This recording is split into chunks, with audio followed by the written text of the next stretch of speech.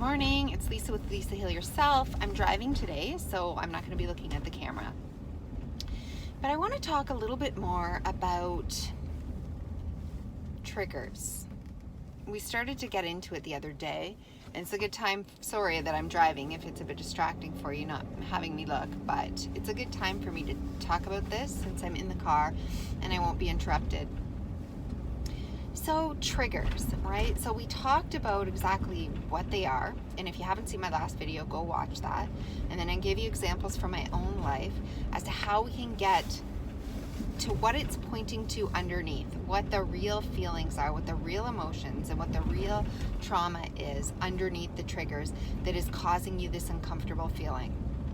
Okay, so now we want to practice. So now if you've done that work, and if you haven't, again, please go back and watch that video. If you have done the work, then you should know who are your major triggers, in a daily setting. Now that's not something out of the blue might trigger you, right? And we can't account for every situation here, but what are your common triggers? Who are your common triggers? What situations are your common triggers? Which are the people? And what's usually the conversation about, or what is what is it that triggers you? And then you should also know, what is it underneath? What is the trauma or the deeper hurt from your past underneath that's causing this super uncomfortable feeling or symptom in the present that is hard for you to sit with, and therefore you end up snapping, or whatever you end up doing, reacting to your triggers so intensely. Okay, so if you have that work, so then let's practice. What do we do with that?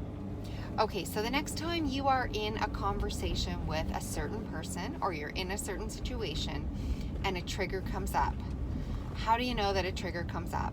Well, you feel it. You feel an intense symptom. You feel an intense emotion. You feel an intense, sorry, I'm just taking a look at the road here. You feel an intense emotion that is too big for what's actually going on. And the emotion you feel makes you feel like reacting quickly in order to fight or get away, right? It's usually a fight or flight response that's being activated, and you normally feel like you need to either run, get away, isolate out of the situation, or snap at the person, kind of overpower them. It's almost like this fight to stay safe, sorry. And that's what your nervous system is trying to do. It's trying to keep you safe. And so it does it in this weird way where you feel this intense emotion and you're super, super, super quick to react, and you almost feel like it's an impulse and you can't stop yourself from reacting. Okay, so what do? So when you're in that situation, the first thing that you want to do is become aware. It's so important. If you're not aware quickly enough, you will react. So your number one thing that you need to do in that situation is just become aware. This is a trigger as soon as you can. Now, you might have already reacted, or you might have already semi-reacted, but don't keep going down that path. If you can catch it before you even react, that is the best. If you've already reacted and you're getting into a little bit of a tiff or a fight, or you're deep into the situation, you've isolated, or you're crying, or whatever it is, just stop. Stop as soon as you realize that you are reacting to a trigger, and become aware this is a trigger. So that's the most important thing to do. Just become aware, just name it. This is trigger, I'm being triggered, this is a trigger. And then realize I'm not going to react. So stop yourself from reacting. Now, your reaction might be to snap at someone, like I said, or your reaction might be to isolate or to get away. Either one, you're actually reacting. You don't want to do either. You want to be able to be comfortable right where you are. So right wherever you are, you want to stop, become aware, and then breathe. Take a few breaths. The breaths don't do you anything except for kind of ground you to the moment, ground you to the situation, give you a few minutes to kind of become aware, and to just calm your nervous system down, calm your thinking down, calm your reactions down. So you can take like 3 breaths, you can take 10 breaths, or you can just breathe for a few minutes. But the goal is to breathe until you feel the urge, the overwhelming urge to react in whatever emotional outburst or way that you are reacting. Okay, so that's step 1. Step 2, after you've become aware and you've calmed yourself down and you realize I'm not going to react, now you have a job to do. You want to sit with that feeling, and you will want to allow that feeling to be present. That feeling is pointing to exactly what you need to feel that isn't healed yet. So if it's anger, if it's sadness, if it's frustration, if it's loneliness, if it's abandonment, if it's a grief, it's going to be a heavy emotion. And you want to sit with that for a few minutes and remember where it's coming from. Remember your past. Remember what's bringing it up. Remember why it's coming up. Notice the reason why it's there. Whatever happened to you in the past, your past hurts, your past traumas, are causing you to feel a certain way. Maybe unseen, maybe unheard, maybe unloved, maybe unrespected or unforgiven. Right? You're feeling a certain way and you're craving something. So you're craving the opposite of what you feel. So first thing is to feel the bigger feeling. So you first felt the initial emotion, right, which was anger or frustration or whatever it was. And now you're feeling deeply under that. You're looking at the original trauma. You don't have to go back and relive it, but just remember what it was. Remember how it made you feel and how it still makes you feel. Either unloved, unrespected, unseen, unheard, unwitnessed, right?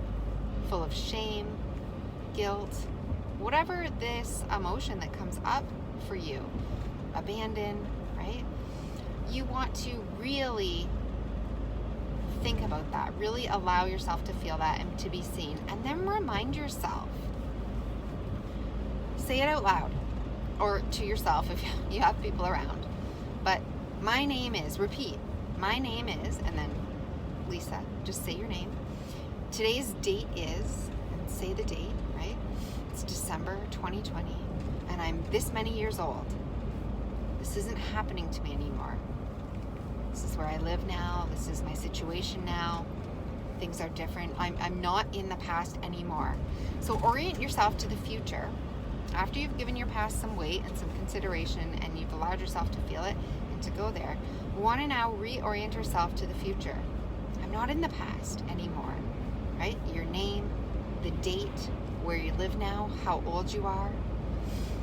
And you want to remind yourself, I don't need to react that way anymore. I don't even need to feel that way anymore.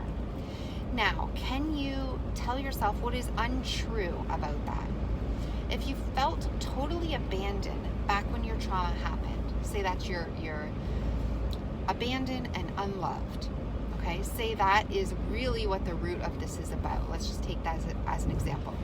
Now you orient yourself back to the future with your current address, your age, your name, your date, and you say, is it true today that I'm still abandoned and unloved? Try to poke holes in this argument, okay? Because it's a feeling that's coming up from the past, but a lot of it isn't true in the present. So, no, who am I loved by now? Who is not abandoning me right now? Right? Say it out loud. Like, I have a husband, I have family, I have people, friends, I have whoever who love me, who haven't abandoned me, right? Who show me love. This many people love me now, right? Say their names. Who loves you? Who shows up for you, right? Who isn't abandoning you? And then you want to give it to yourself. You then want to close it out by saying, I love you now. I love you. I forgive you. I will never leave you. And I will never abandon you. Then, okay, so I know it's a lot to take in. We'll go through this a bunch of times, but for right now, I just want to give you the major steps. So now you've reminded yourself, you've poked holes in the argument, you've shown how you are actually loved now and how you are not abandoned now in somebody in some way. And then you're going to do it for yourself. I couldn't love you then. I couldn't be with you then. I'm sorry I abandoned you then. I'm sorry I didn't love you enough then, but I'm going to fill you up now. So just like you would to a child, apologizing that you weren't a good enough parent in the past, that you made some mistakes because you did the best with what you could at the time, but now you are promising yourself to never abandon you again. I'm sorry I abandoned you then, but I won't abandon you now, is the line that you need to repeat. I'm sorry I didn't love you enough then or show you enough self-love then, but I will show you enough self-love now. I will give you all the self-love you need. I will be patient and kind, and I will never leave you. And this is your higher self now talking to yourself. And when you really mean this, sort of what's happening in the moment or what originally triggered you will almost instantly melt away. Then I want you to think, reorient yourself to the exact situation and the exact conversation or the exact experience that is triggering you in the moment, whether it was your kids who didn't listen or a comment said by a husband or a situation, a holiday that stresses you out, whatever is happening in that moment that caused you stress, right? And has caused you to feel triggered. I want you to now orient yourself back to that situation after all those steps are complete and be like, this is just my child. This wasn't their fault. So you're going to repeat this. This was just my child. This is just my husband. This was just Christmas. This is just my friend. Whatever this person is neutral. They didn't do this. You're going to say the good qualities about this. They need love too, right? They need love too. They need to be seen too. They love me and I love them. And I'm going to choose now. Now the question is, you want to ask yourself, am I willing to let go of the past and react differently now? So this is the action. The last action that you want to do is, am I willing to let go right now of all that emotion from the past and choose a different reaction now with this person in the present? Make a different pattern, a different reaction. Bring love and acceptance to this situation and to my own heart in this situation now. And ultimately the answer is going to be yes. And when you really feel that, when you really feel no longer triggered by what's happening in the moment, and you're looking at this person who you love or loves you, or who's also having a rough time, or there's a reason, why you're being triggered, and it's not completely all them, you can have more love and forgiveness in your heart for the whole thing, and you can consciously choose now to react differently because you want to be different. And then you can say to yourself, I want to be different. I want to be happy. I want to love and forgive myself. Now, how would somebody who loves and forgives themselves and who wants to be healthy and happy act right now? And I guarantee you're going to act differently than you would have had you not taken this time out to go through this process. And it will be an authentic reaction to who you truly are, your authentic self, to how you want to be in the future, to the life that you want to create, and you will move differently in this situation now. And if you're not moving differently, then you didn't do the steps deeply enough or for long enough or with enough compassion or insight. Because I can promise you that if you do this from beginning to end, you will choose to act differently in the moment. The trigger will melt away and you will be acting and feeling differently towards whoever and whatever is going on, and you'll make the right choice for you and your future with love and kindness and acceptance. So I know that was kind of a lot to go in, so we're gonna, as soon as I get home, we're gonna quickly go over this again.